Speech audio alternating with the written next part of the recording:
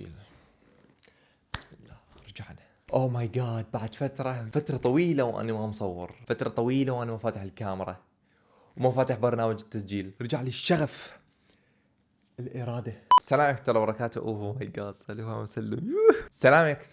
ما اعرف حتى نسيت شلون اسلم. اوكي كافي، ابدي مقدمة اسلم عليهم، حيخلص المقطع. السلام عليكم ترى، والله اشتقت، انا شخصيا اشتقت. السلام عليكم ورحمة الله وبركاته.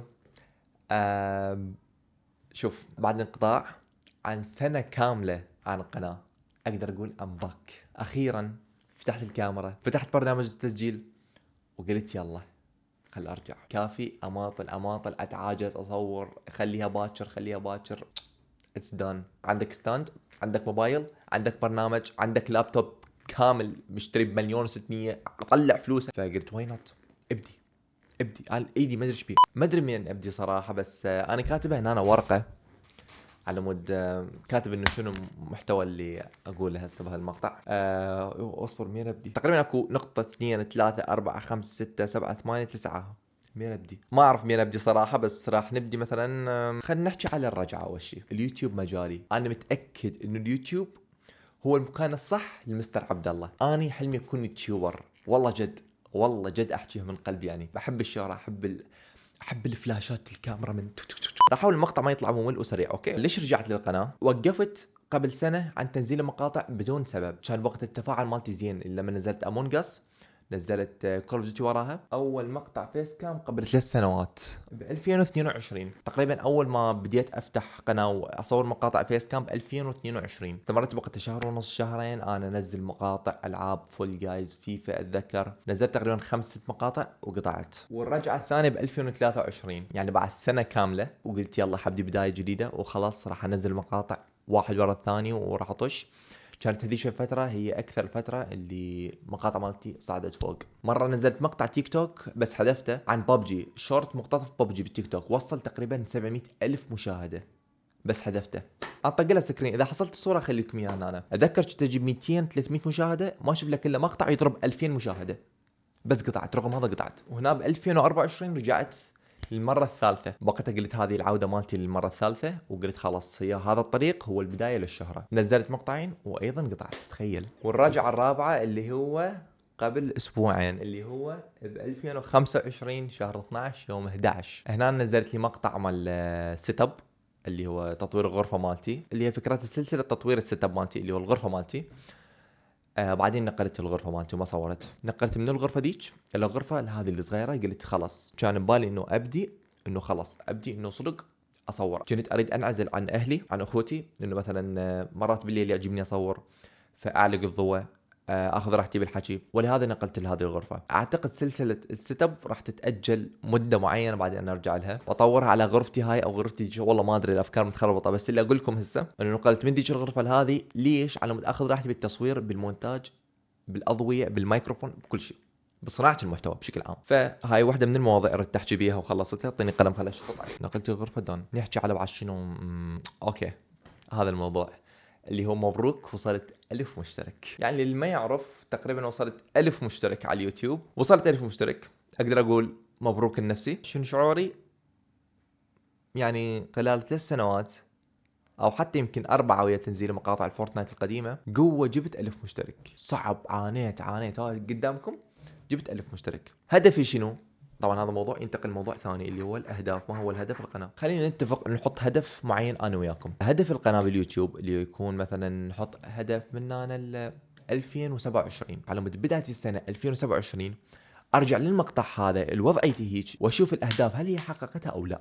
اول هدف نشتري جي كلاس. انا هسه عندي 1000 مشترك، مثلا نقول خلال سنه ايش قد ممكن اجيب مشتركين اذا استمريت مقطعين بالاسبوع. اذا مو مقطع، شوف انا ناوي انشر مقطعين بالاسبوع، بس الموضوع صعب. ركزوا بهالنقطه. على المستقبل ليش تقولوا عبد الله تتاخر بالتنزيل؟ راح اوعدكم انه اكون ملتزم، لكن الموضوع صعب علي. ليش؟ انا ليش احس نفسي مشهور ومؤثر والناس ما تقدر تتخلى عني؟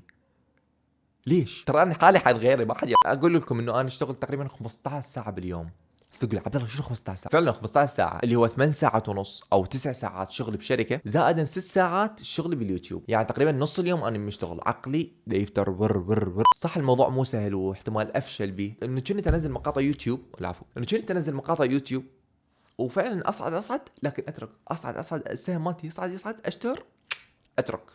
مشكلتي انه اترك. فقلت خلاص انا عندي هدف معين، الشيء اللي يمنعني من هالشيء اللي هو التكاسل والتماطل والتمديد يعني السوالف اللي طايحها. فقلت خلاص لا عبد الله، سوي لك جدول، رتب لك جدول، تشتغل من فلان ساعه، تاكل فلان ساعه، تشتغل على موضوع الشهره اللي هو يوتيوب فلان ساعه، تنام كذا ساعه، تقوم كذا ساعه، تشتغل تنام تاكل وهيك شيء. رتبت الموضوع وخصصت اليوتيوب اقل شيء تقريبا من 4 ساعات الى 6 ساعات. فقلت اوكي اذا اصور ساعتين، اذا امنتج انا اقول لك اذا امنتج ياخذ مني وقت. فهي سالفه المونتاج هي اللي تكسر الظهر واللي تخلي يعني شلون انساني حلو دا اصور فريش، الله دا اصير مشهور وحياتي الشهره دا عيشه، لكن حبيبي بعد ما تسد المقطع تجيب المقطع حطه بالحاسبه هنا وتعال منتجه، هي تكسر الظهر. اوكي نرجع موضوعنا اللي هو ايش قد اقدر اجيب عدد مشتركين خلال سنه. كمستر عبد الله كإنسان واثق من نفسه، شوف ما أريد أبالغ بس أحس إنه أقدر أوصل لهالرقم هذا اللي هو إيش قد، مو أقول لك 10 مليون، لا ال1000 مشترك جبتها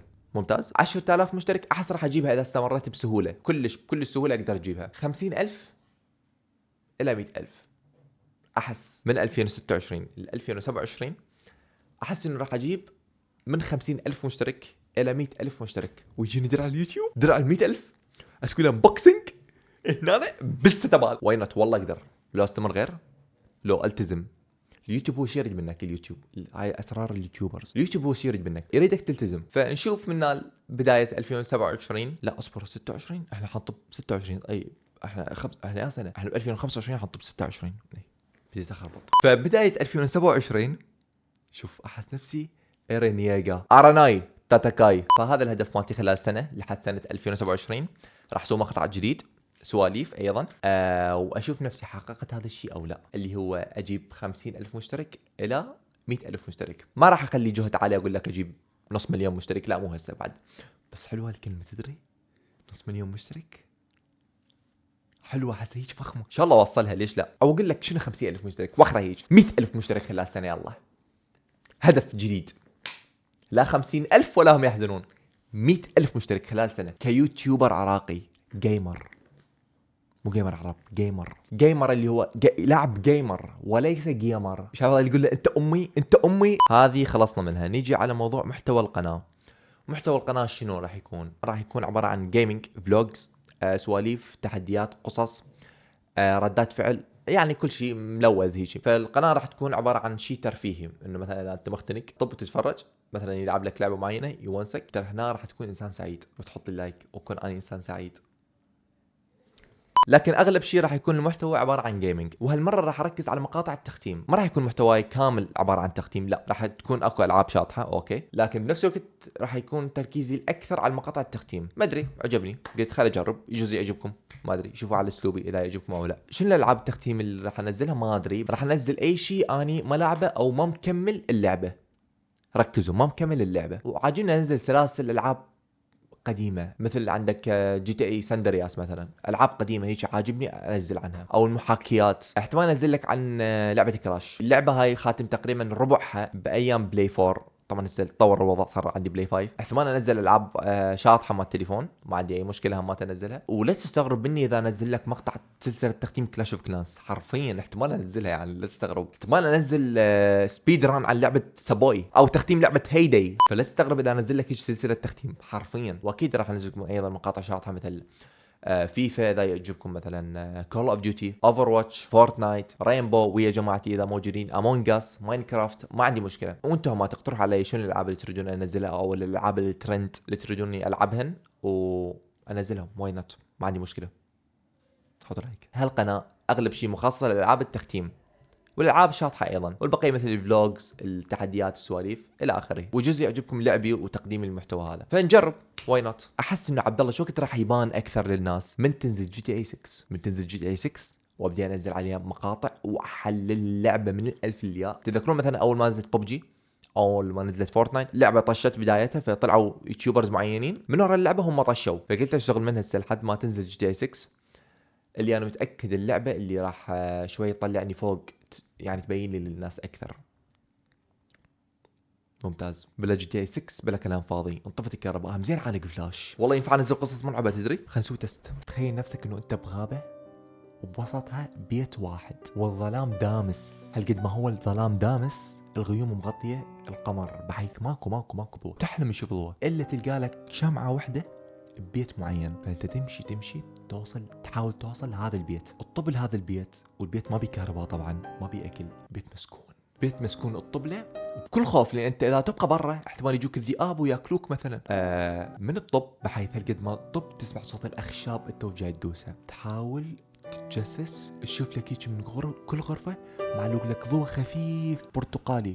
صوت الدراجه مو وقتك، اكو واحد يفحط هنا. من الطب للغرفه اكو غرفه مشعول بها ضوء احمر والباب جوا دم. حلو. فانت تجي تحاول تفتح هذا الباب بايدك بحيث البيت هدوء نهائيا.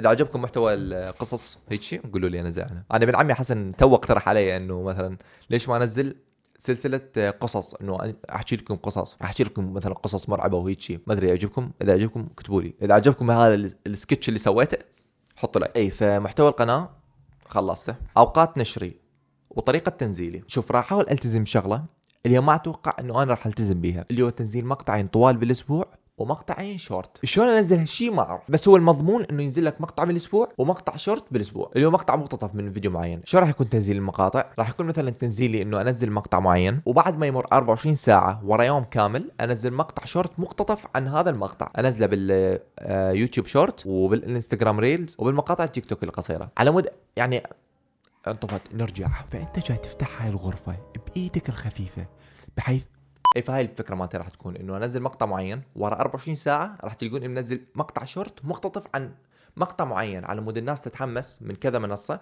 وتروح تشوف المقطع كامل عندي باليوتيوب. شفت هذه الطريقه هي افضل طريقه اذا استمر بها انه ممكن اوصل بها 100,000 مشترك راح امشي عليها. رجعنا. من تفتح الباب تخيل انه اني اطلع لك لابس لك احمر. عشان عندك مواضيع اوقات نشري. ادري طولت عليكم، هذا اخر موضوع. طبعا راح تكون اوقات التنزيل مالتي اللي هو المقاطع الطويله تكون ما بين 7 بالليل الى 9 بالليل، مثلا مو 10 دقائق انزل على اليوتيوب. والمقاطع الشورت انزلها ما بين 1 الظهر الى 3 الظهر. عبد الله ليش هالخربطه؟ ما ادري، سالت تشات جي بي تي قال لي نزل هيك وهيك، قال لي راح تصعد. دام شورى كلام هسه. هذا الموضوع حكيت بيه، هذا الموضوع حكيت بيه، هذا الموضوع حكيت بيه. اوقات نشري، طريقه تنزيلي، الهدف. حطوا لايك. حطيتوا لايك؟ اتمنى ما نسيتوا. للامانه اذا عجبكم المقطع حطوا لايك، اذا ما عجبكم ايضا حطوا لايك، وضيفوني انستا، ضيفوني انستا بالبايو تلقوا. اعتقد حكيت عن كل شيء هسه. اذا اريد احقق هدفي وحلمي اللي هو الشهره واحط لي اهداف من بدايه السنه لنهايه السنه واحترم الوقت وامشي عليه واشتغل عليه، واي نوت اقدر احقق هالشيء. متاكد مليار بالميه انه اقدر اجيب هالشيء واحققه لو استمريت. اليوتيوب يحتاج منك استمراريه. انا لو استمريت انجح. وهسه راح تشوفون. انا متاكد بدايه 2027 راح اجي المقطع هذا اللي ودي اصوره وراح اكون فخور بنفسي انه اني لين حكيت هالحكايه وحققت اللي اريده. هدف 2026 هو 100,000 مشترك. زادا اريد احط وياكم هدف معين اللي هو خلال سنه في حال قدرت احقق ارباح من اليوتيوب راح اراويكم ايش قد قدرت اجيب ارباح من اليوتيوب كعراقي خلال سنه كامله من مجال اليوتيوب. هسه اني ما محقق ربع دينار من اليوتيوب، ربع دينار ما منطيني سنت واحد. ممتاز. فاذا قدرت اجيب هالشيء راح اراويكم كيوتيوبر عراقي بادي من الصفر لل100,000 اذا قدرت اجيبها خلال سنه ايش قد جاب ارباح من اليوتيوب. على مود اراوي للشاب العراقي مثلا اذا انت اشتغلت باليوتيوب واصريت انه تنجح وتعبت عليه اكثر واكثر احتمال تجيب منه ارباح، لكن هاي الارباح هل هي تستاهل او لا؟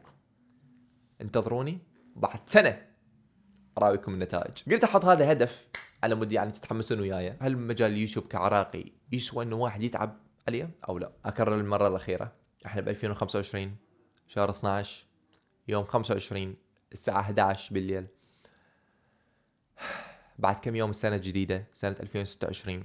هدفي من 2026 ل 2027 هو 100,000 مشترك على اليوتيوب. ان شاء الله احقق هذا الشيء وياكم. انا مستر عبد الله. احب اقول انه انا مستر عبد الله دائما. وهذا هو. ادري طولت عليكم، لا تنسون اللايك شير وسبسكرايب. وهسه راح اقول الختاميه اللي صار لي سنه كامله ما قايلها. انتظرون اوكي مو لي ناسيها والله. انتظروني بالمقاطع الجايه بالايام الجايه ان شاء الله. مع السلامه. ساعه وربع انا اصور.